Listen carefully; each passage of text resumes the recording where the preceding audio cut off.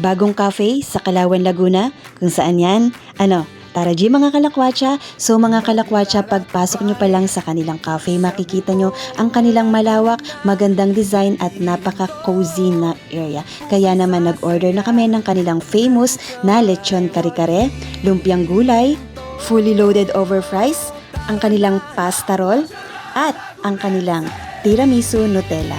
At kung mahilig naman kayo sa mga sweet pastries, mga kalakwatsa, meron din sila ditong mga ino-offer na iba't ibang flavor at variety.